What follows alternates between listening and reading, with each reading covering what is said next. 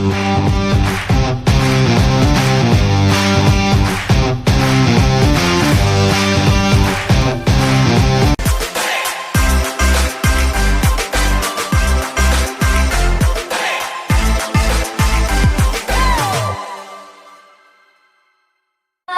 datang di podcast Resistan. Wah, hari ini aku deg-degan banget nih. Karena apa? Karena podcast kali ini itu merupakan podcast pertama yang diselenggarakan oleh Hima Resistan untuk tahun ini. Nah, pada tahun ini Hima Resistan itu mengusung tema mengenal prodi rekam medis di Poltekkes Bakti Setia Indonesia Yogyakarta.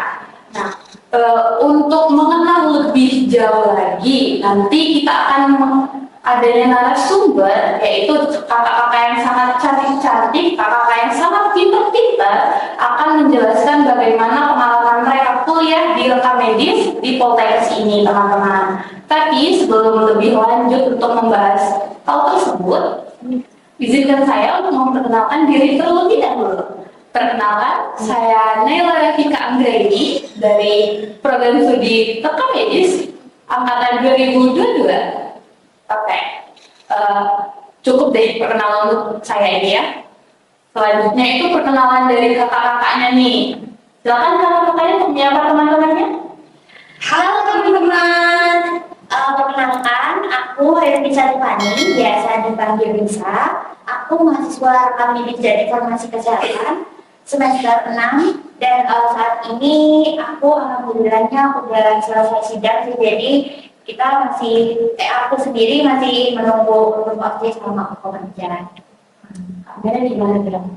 Selanjutnya, kenalin aku Amelia Ariadiani, biasa dipanggil Amel.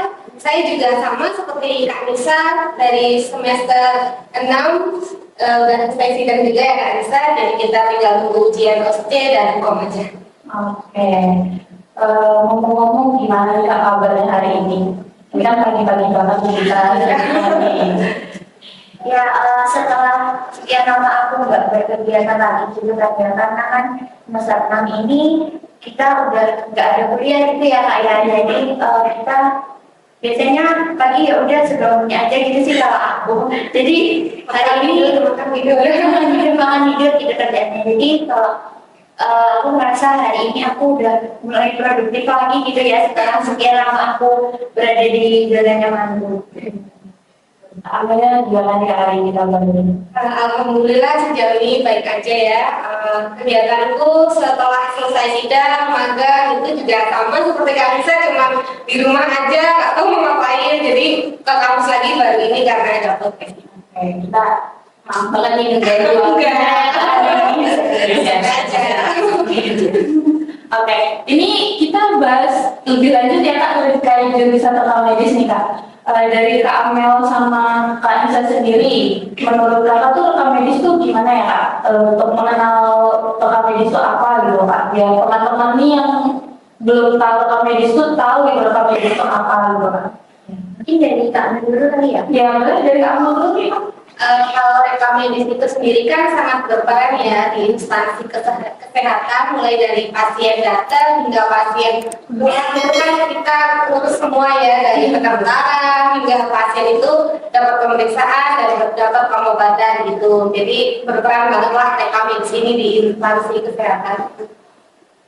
Dari Kak Nisa gimana? Kalau dari aku sendiri, mungkin teman-teman yang nggak tahu rekam medis itu katanya, oh rekam medis itu dia yang itu ya rekam medis sendiri gitu ya. Tapi ternyata rekam medis itu nggak kayak gitu gitu loh teman-teman. Jadi rekam medis itu dari aku sendiri itu mungkin seorang petugas rumah sakit yang mengfungsi di belakang layarnya gitu loh, termasuk juga petugas medis yang memberikan secara langsung tindakan ke pasien itu enggak, tapi kalau rekam medis itu sendiri kita belajarnya tentang belakang layarnya gitu. Jadi kita mengurusi untuk berkas-berkasnya pasien gitu yang benar ya, dari kayak kata Amel gitu, dari pasien masuk, dari pasien datang sampai pasien pulang, kita yang ngurusin untuk berkas-berkasnya gitu.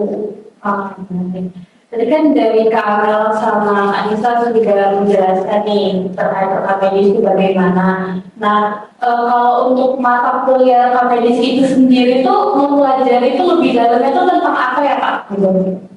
Rekam medis sendiri itu lebih dalamnya terkait. Ya, jadi yang pertama kita belajar tentang dari awal dulu ya, dari ketika kita belajar di semester 1 itu kita belajar tentang pendaftaran pasien gitu kan ya, kita sampai ke situ. Terus kemudian kita juga belajar terkait analisis, terus cara gimana cara nyimpennya berkas rekam medis itu gitu kan ya. Terus juga kalau menurutku ya, mata kuliah yang unik yang baru aku temuin itu ya saat masuk rekaman kita adalah coding. Jadi ya jadi menurutku mata kuliah yang unik dan menurutku lumayan susah untuk dipahami itu coding sih. Apalagi bagian dari Natal ya.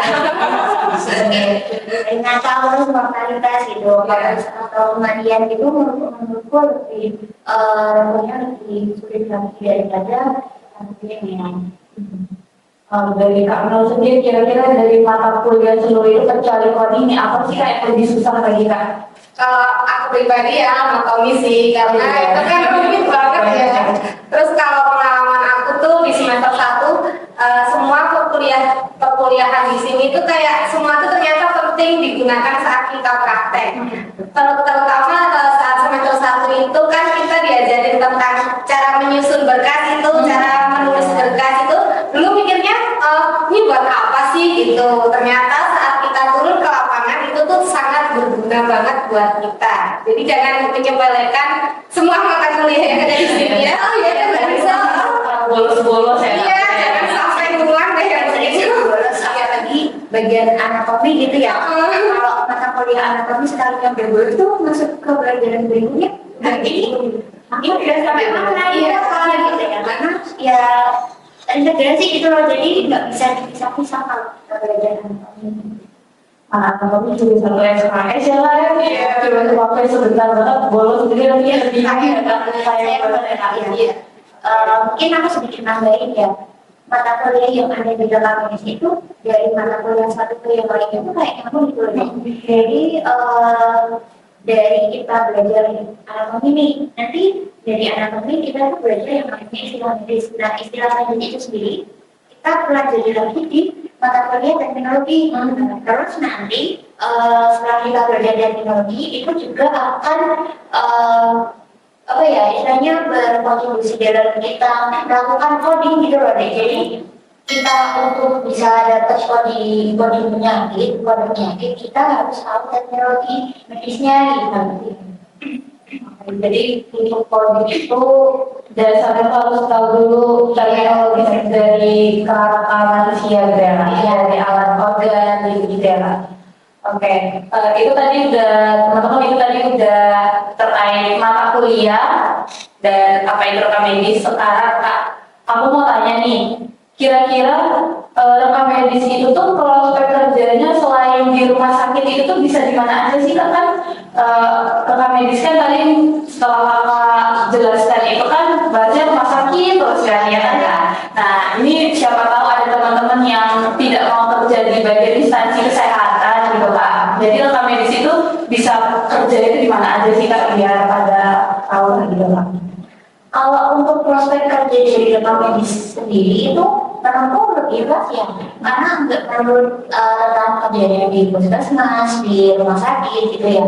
Mungkin bisa nanti karena sekarang eranya digitalisasi, jadi kita kan juga belajar tentang teknologi informasi. Jadi menurutku bisa ke arah situ juga sih. Jadi selain kerja di rumah sakit dan yang lain-lain atau fasilitas kesehatan, itu bisa juga kerjanya di entah nanti di vendornya CNRS, di vendor IT ya itu sih kalau menurutku. Oke. Ini kan kerjanya prospeknya luas nih Kak. Kira-kira dari kakaknya berdua ini mau ke rumah sakit kah atau ke instansi lain atau mau ke mana gitu atau mau ke luar negeri nih Kak? Kira-kira atau mau kerjanya ke luar negeri ya? Karena ya, mungkin kayak kecil-kecil dulu ya. Apa nih kecil-kecil aja dari apa nih Kak? Kan bisa aja dari apa gitu. jadi klinik lah kita langkah awalnya. Jadi masih tetap kita harus mulai cari pengalaman dulu ya dengan cara kita kerja di instansi gitu. Iya. Tapi mungkin setelah 2 tahun, 3 tahun kita udah dapat pengalaman, mungkin bisa disambi dengan gabung dengan PMRS dan lain-lain. Oke, baik. Jadi itu teman-teman untuk prospek kerja dari rekam medis itu tuh luas banget, nggak hanya di instansi kesehatan aja, tapi juga tuh bisa di instansi yang lain. Jadi kalian jangan takut untuk masuk ke rekam medis ya kak. Iya banget. Dan juga selain kita kerja di instansi itu kita juga bisa jadi tenaga pendidik loh gitu ya, karena dosen yang tentang ini ya dengan rekam medis itu masih kurang banget di Indonesia juga gitu. Jadi masih banyak peluang untuk kita bisa jadi tenaga pendidik gitu. Jadi kita bisa kerja di instansi, bisa di rumah sakit, puskesmas, klinik dan yang lainnya, dan juga kita tuh bisa jadi tenaga pendidik, jadi dosen agar kita wawasannya lebih luas lagi nanti ya kak. Iya. Oke.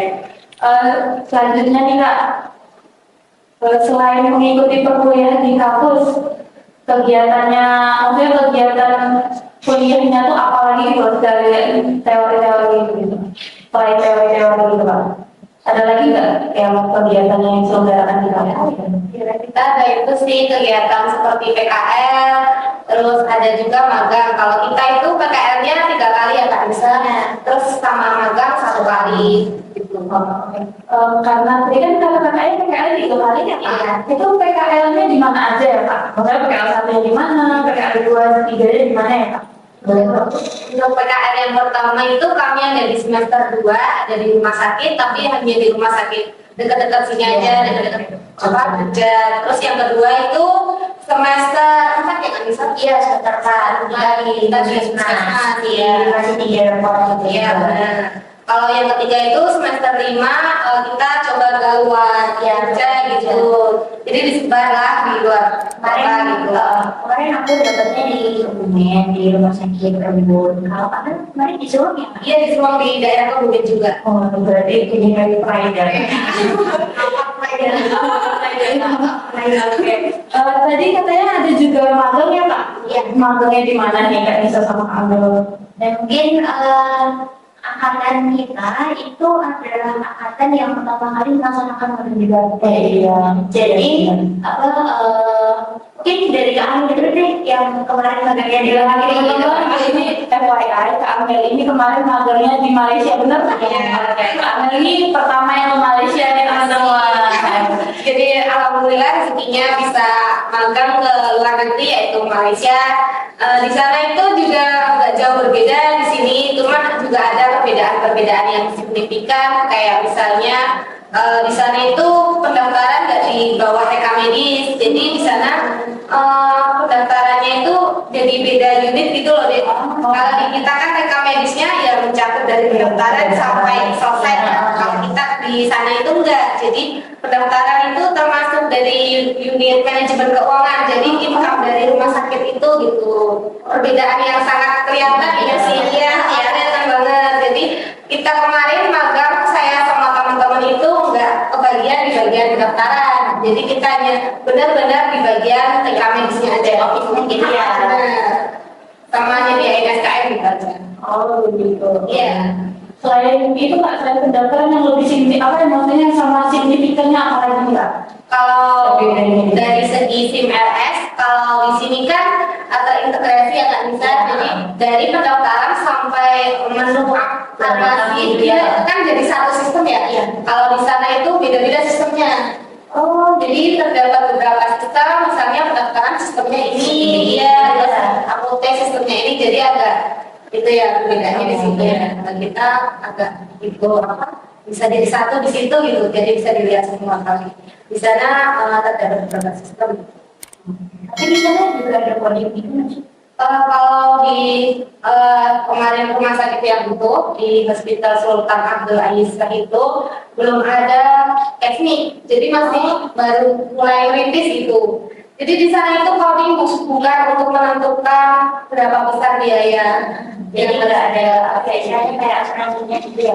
Kalau asuransi ada, cuma nggak tergantung dari kodenya. Oh, jadi kodenya nggak buat dasar anggaran gitu Iya ya? benar. Oh, anggarannya kayak udah disesuaikan. Kalau misal tindakan ini, klien ini harganya memang segini gitu. Udah dari dari grouping kayak di sini. Oh, iya. Iya, benar.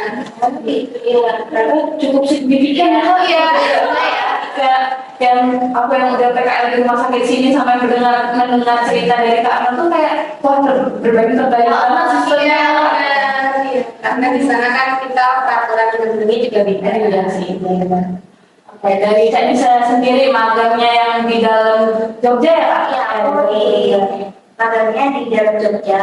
Aku kemarin di RS Mata, waktu khusus Mata di Dokter AP. Jadi di situ aku memang karena magang ini kan lahannya kan beli sendiri ya. Jadi aku tuh pengen ngerasain gimana sih rasanya kerja di RS khusus gitu ya, karena kan biasanya kan kita di RSUD, maksudnya rumah sakit umum gitu ya, yang rumah sakit khusus. Nah, ternyata juga ada beberapa perbedaan gitu loh, walaupun nggak terlalu signifikan ya, tapi tetap ada bedanya gitu sama rumah sakit umum. Jadi kalau kemarin itu mulai dari apa ya?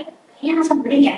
Asam beling itu biasanya kan kalau kita asam beling itu kan urutan kita ngurutin formulir ya dari depan sampai belakang gitu kan ya, ada urutan formulirnya. Nah, ternyata di RS khusus mata itu sendiri itu dia asam belingnya yang paling lama yang di depan.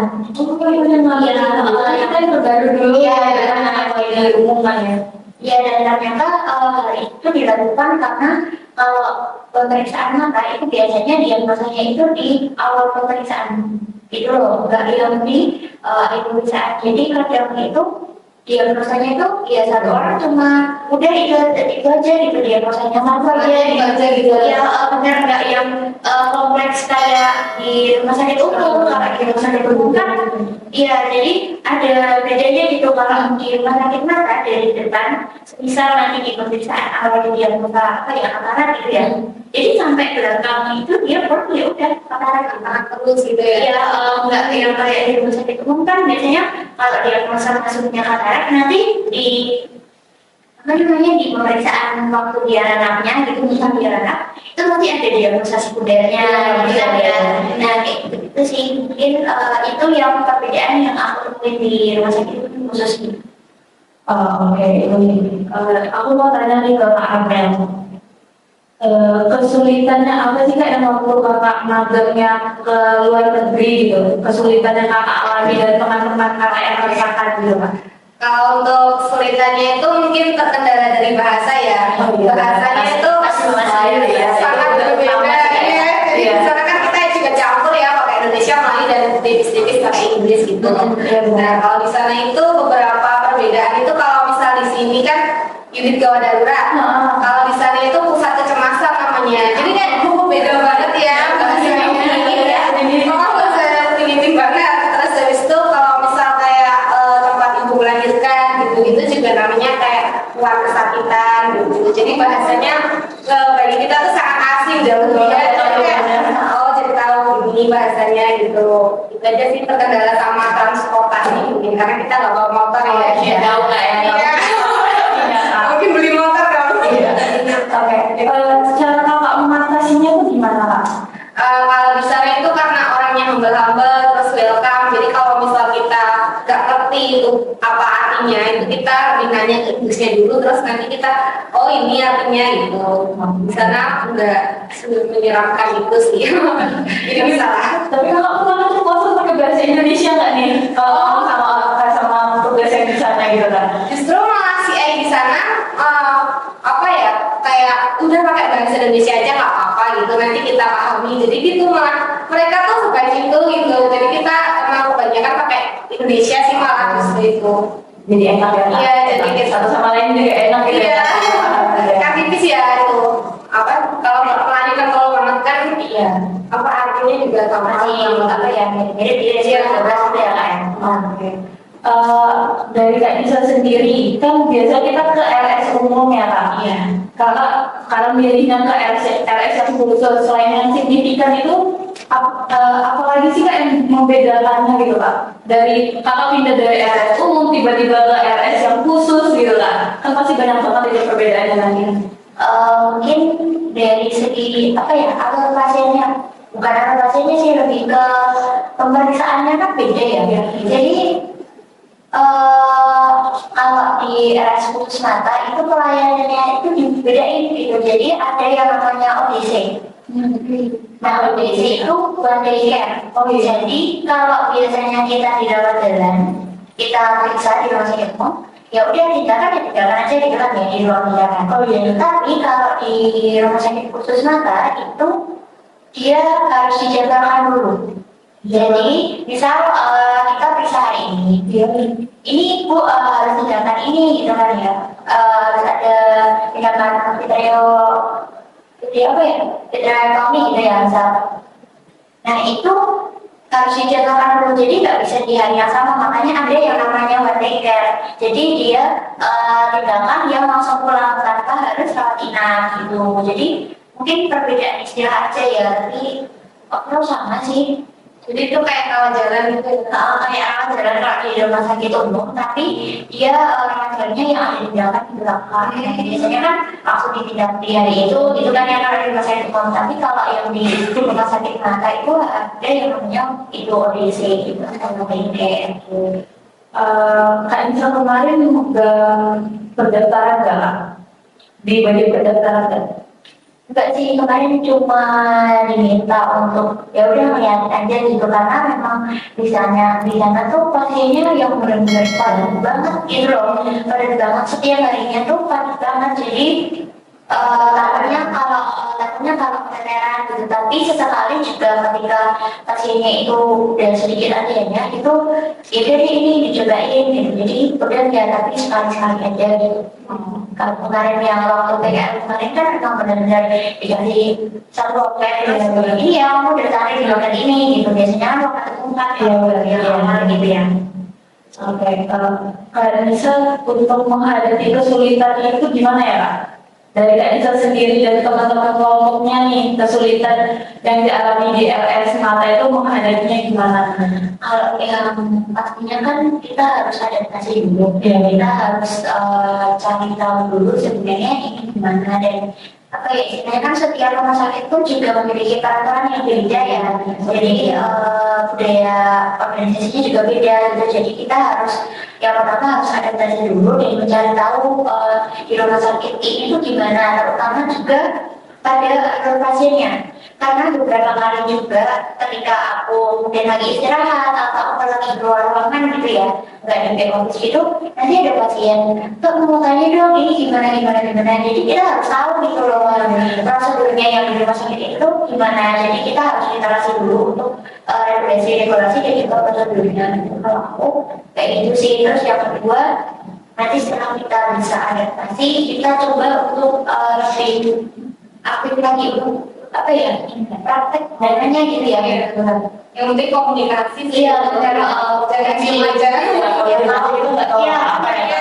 Karena kita kan ya namanya PKL, kita tuh mau cari tahu apa yang belum kita pelajari atau apa yang belum kita dapat di bangku perkuliahan, di bangku teori gitu lah ya. Jadi kita harus inisiatif nanya, kita tuh pengen tahu tentang apa gitu loh di rumah sakit ini. Di konsentrasi PKL-nya mudah dalam hambatan, nggak cuma ngomong di depan, kita belajar sama dosen. Iya. Ya, jadi 1 bulan tuh harus kita manfaatkan dengan baik ya. Kita kan dapat semuanya, kita harus ngulik semuanya yang ada di situ tuh kita harus tahu gitu. Iya, rugi kalau nggak kita cari tahu di rumah sakit. Nggak dapat 2 kali ya. Iya, apalagi PKL ini kan kita nggak ribet yang ngurus surat cari tahu ini. Kita tinggal datang. Iya, benar. Iya, kalian kan belum ngerasain mungkin ya yang kita harus ngurus surat atau bagaimana, ambil data, Itu kan kita buat KTI ini Kak. jadi belum ngerasain rewardnya untuk itu gitu loh. Jadi kesempatan banget untuk PKL tuh harus kalian cari tahu semuanya, termasuk juga SPO-nya gitu loh. Berarti dari kalian untuk melakukan sesuatu itu nanya, baca SOP-nya, ya kita ditanya sama pasien tuh tahu karena kalau kita pakai saldo di sana ya pasien tahunya kita petugasnya. Tahu kalau aku itu masih ya gitu. Tapi kan ya Ini petugasnya karena kita ada di sana ya kan. Oke, jadi gitu. Ini kan PKL-nya ada yang di puskesmas sama ada yang di rumah sakit. Nah, perbedaannya tuh apa sih Kak menurut Kakak, enakan yang di puskesmas atau enakan yang di rumah sakit sih Kak? jauh banget bedanya. Aku juga Sama rumah sakit ya Kak ya. Ya beda sih. Dari alur aja udah beda, dari apa simpul sama sim RS aja udah beda, dari sistemnya aja udah beda gitu. Jadi bakal beda banget sih. dari jumlah pasiennya aja beda. Iya. Dan menurutku pekerjaan yang pertama di puskesmas itu lebih resiko-resiko gitu nggak sih? Iya benar. Nggak yang kalau yang rumah sakit kan juga ini ada yang masuk di COVID, di assembly gitu ya. Aku kemarin waktu di puskesmas itu fokus di kesehatan, jadi nggak yang di back office-nya karena emang puskesmas yang kemarin aku tempat PAR itu udah RME, udah elektronik, jadi semuanya udah sebaik. Berarti udah nggak ada berkas untuk fisik, nggak ada. Nggak ada, jadi udah nggak ada kita nyimpen berkas di kayu ini. Itu dari kemarin masih ada, Masih ada yang manualnya gitu ya. Masih ada masih kurang. Atau di rumah sakit? Oh iya, kurang lebih sama sih kalau cara buat nyimpan sama ngambilnya tuh kurang lebih sama, cuman ya lebih gedean di rumah sakit ya, jadi lebih tingkat kesulitannya lebih sulit di rumah sakit karena lebih banyak ya pasiennya gitu. Oke, itu tadi teman-teman pengalaman dari kakak-kakaknya nih terkait PKL, terkait magang yang di luar negeri sama yang dalam negeri. Jadi kalau kalian mau daftar di BSI itu bisa sampai Malaysia ya Kak? Iya, kayak bisa belajar sambil belajar. Iya, Siapa tahu nanti kita ke Upin Ipin ya. Jadi rajin-rajin nonton Upin Ipin biar kalian bisa sampai Malaysia sampai bisa masih ya Kak. Oke, aku mau tanya lagi nih Kak, boleh nggak? Boleh. Gimana cara Kak Nisa sama Kak Alda ini membagi waktu antara kuliah, PKL, magang, dan ya FYI Kak Nisa ini Sibuk banget ya, sibuk banget. Udah apa Kak Nisa ini kan ketua umum resisten guys tahun kemarin ya Kak. Dari Kak Nisa dulu gimana membagi waktu tersebut? Ini ceweknya kan banting ya. Alhamdulillah selama aku menjabat masih dikasih kewarasan sebenarnya harus benar-benar dicoba karena menurutku yang namanya manajemen waktu itu nggak yang langsung bisa kita aja loh, kita perlu yang namanya latihan. Jadi mungkin sedikit cerita aja pengalamanku di BSI ini 3 tahun aku ngapain aja gitu ya. Dan yang benar kalau dibilang aku anak yang sibuk, emang beneran sibuk gitu ya. Dan yang pertama mungkin aku waktu tahun pertama jadi semester 1 atau 2 aku udah gabung ke mahasiswa. Jadi aku menjabat waktu itu sebagai departemen penelitian dan pengembangan. Terus kemudian selama 1 tahun periode aku dijadikan dipercaya ya? Iya, jadi ketua umum dipercaya dijadikan ini ketua umum. Alhamdulillah juga sampai selesai periodenya walaupun banyak dikaliku dan nangis-nangisnya juga banyak gitu ya. Bener ya Kak? Ya, dan waktu aku menjabat pun banyak proker yang sebenarnya itu belum jalan di tahun sebelumnya gitu ya. Mungkin kan sekarang Ini ya Kak? ya, salah satunya kan proker ini sebenarnya kita ajuin waktu tahun lalu ya, tapi karena memang tahun lalu itu benar-benar yang proyek kita harus menyiapkan perlombaan performance tingkat nasional juga pertama kali ke nasionalnya ya. Terus waktu itu juga kita serangkaian dengan seminar amanis juga, jadi panitianya yang benar-benar sibuk gitu loh Pak. Terus juga waktu itu sambil nyiapin 2 proker itu aku juga gabung ke kepanitiaan mosaik. Jadi banget kita Jangan-jangan bisa jadi 2 ya? pokoknya waktu itu aku dituntut untuk harus jadi pembicara, jadi otakku tuh harus pikiranku tuh harus dipecah belah untuk mana-mana gitu loh Kak.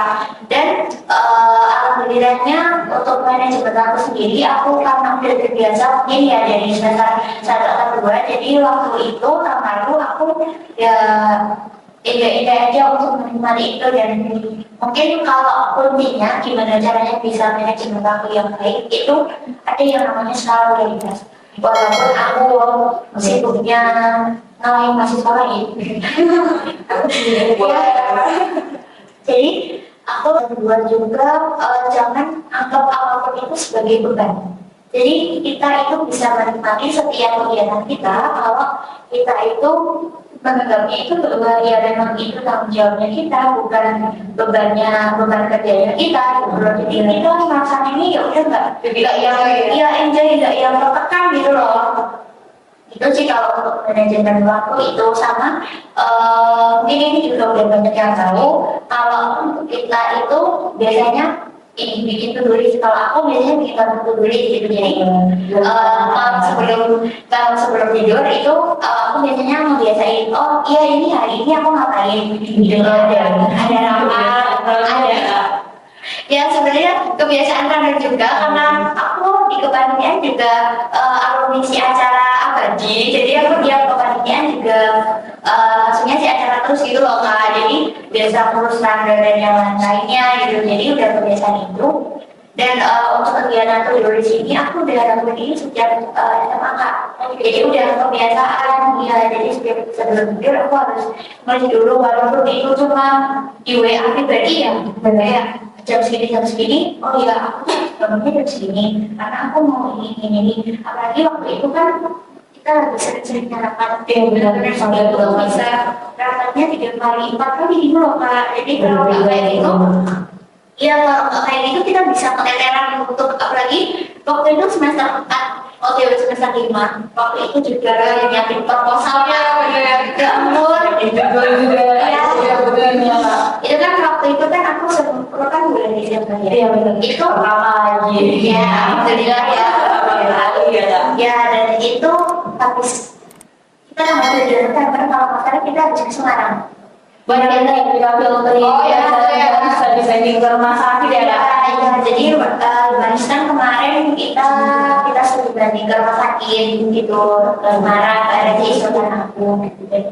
Itu waktu itu aku harus mikirin acara birthday tanggaku tuh di Semarang tapi otakku tuh ada di proposal aku yang ada di Jogja gitu rasanya. Jadi emang berat banget sih ya kalau sampai jam 3 doang Rasanya Aduh, aku jadi takut kemana-mana lagi. nggak usah takut, jalanin aja nanti Ternyata tuh nggak semenyeramkan. benar nggak semenyeramkan itu, kayaknya masih ribatan OTW di sini nggak sih ya? Benar, yang persyaratan Iya, sudah itu berasa itu lebih ribet lagi sih. mungkin tips dari aku itu ya Jadi kita harus atur waktu, terus tahu skala prioritas kita, karena kita datang ke sini buat belajar, buat berkuliah, bukan buat berorganisasi ya kan? Karena organisasi itu sampingan lah ya kan? Biar kita nggak jadi kuliah pulang terus biar kita nggak relasi lah ya. Jadi itu tips dari Kak Insa. Dari Kak Amel sendiri nih, Kak Amel ada organisasi lain selain kuliah Kak? Kemarin sih awal kuliah juga itu ya KM yang Satgas Rumah itu ya ikut itu aja sih, cuma sekarang kan karena udah semester 6 jadi udah ya yang penting itu semua komplek ya kan jangan sepelein waktu lah, kalau jangan pernah menunda terus kalau bisa itu jangan sampai ngulang mata kuliah karena itu sayang banget tuh di sebenarnya sampai pulang. Jadi kalau bisa jangan sepelein apapun itu. Jadi teman-teman intinya kita kuliah, kita tujuan kita belajar, kuliah terus kita tentuin dulu prioritasnya ya Kak. Kita atur waktu kita agar semuanya tuh tetap jalan dan kita juga tetap harus sambil nangis-nangis dikit nggak apa-apa lah ya Kak. nah itu manusiawi Nangis manusiawi, capek ya lelah, letih, lesu itu manusiawi lah ya Kak. ya karena kan apa ya kita tuh kalau capek boleh gitu nggak ada yang marah kita nggak capek gitu tapi nggak boleh. ya yang nggak boleh itu nyerah, jadi capek ya udah istirahat dulu mungkin dari aku sama Kak tuh juga gitu semester akhir tuh benar-benar yang harus dijaga banget kewarasannya gitu ya kayak dikejar deadline ini gitu wajib aku. Jadi Terutama kesehatan sih, karena kalau kita sakit mah udah nggak bisa jalan. udah nggak bisa jalan gitu. Jadi yang penting kalau capek itu wajar dan kita perlu yang namanya istirahat gitu. Sampai berpikir lah dan apa kek gitu. Kalau misalnya jajan itu Kalau itu juga iya. kalau itu juga iya sih. Itu juga iya ya Kak. Support system. Oh ya, seperti itu guys. Tapi support system itu nggak perlu tentang dari pacar, dari teman juga punya teman yang Sefrekuensi. iya sefrekuensi dan yang apa ya nemenin Nggak kita saling bersaing gitu. iya nggak yang merasa saling bersaing gitu tuh Yang nggak itu lalu ada saingan mereka ya. emang itu adalah hal yang harus kita syukuri gitu loh. Tapi di dalam kuliahan ya Apalagi di ranah yang udah semester akhir yang mau gila ini ya Kak. teman tuh bisa dihitung jari gitu loh. Nggak yang kayak waktu maba tuh kita masih punya banget temennya. Kelihatan benar-benar teman tuh ya semester akhir.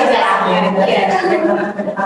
Jadi teman-teman itu dari Kak Amel sama Kak Nisa tipsnya agar tetap waras di perkuliahan ini, agar tetap bisa mengatur waktu kalian di perkuliahan ini nanti ya teman-teman.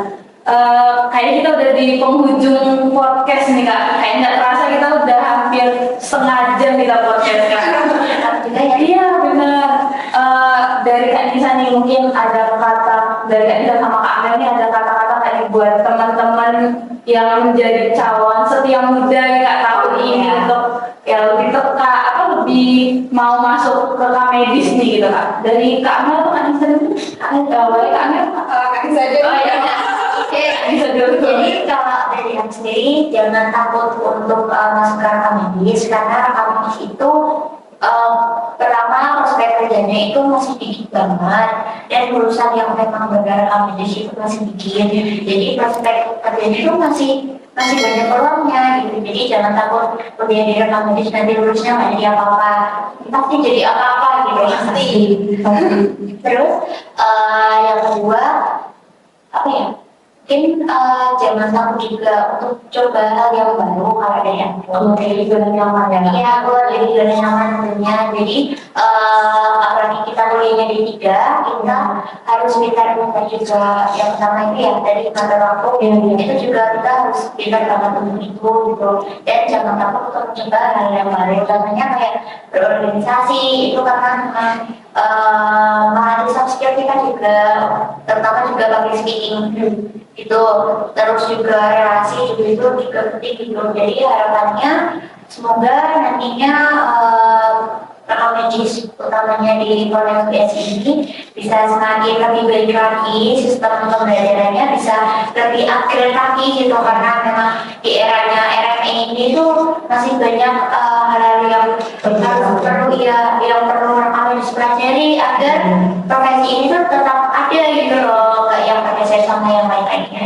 Masih dibutuhkan gitu Iya, ya. kita masih dibutuhkan. Dari Kak Amel?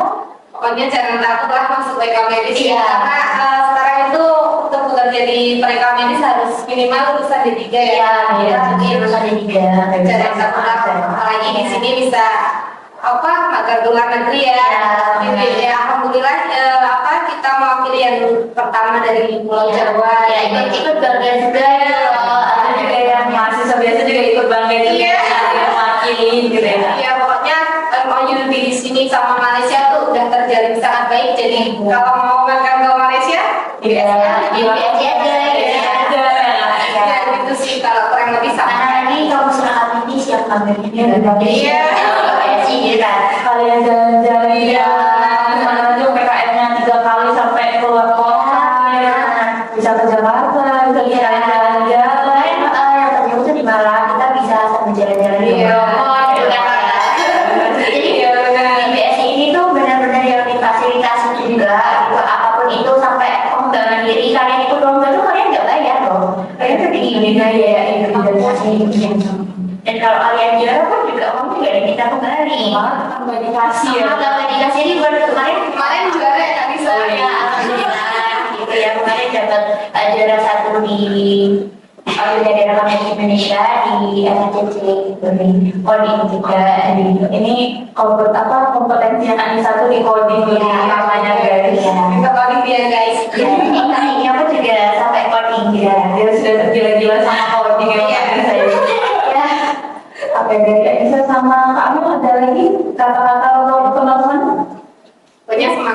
Semangat aja deh ya.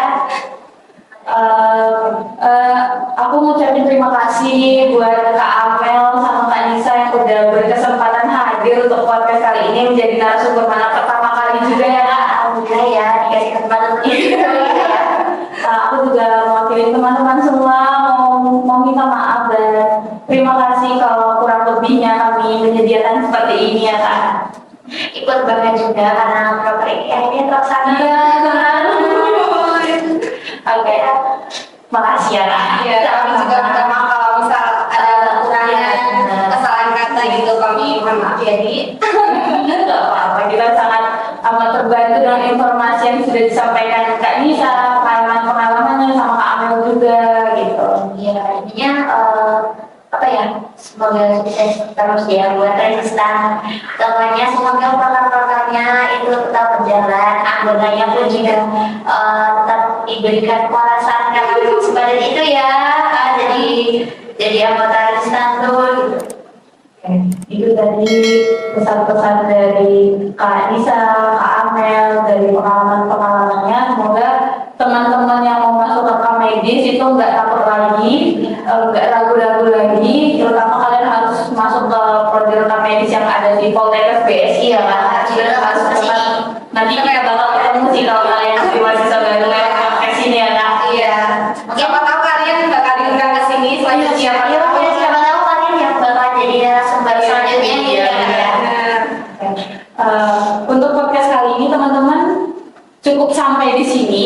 Kita akan ketemu lagi di episode-episode selanjutnya. Saya ucapkan terima kasih. Selamat siang.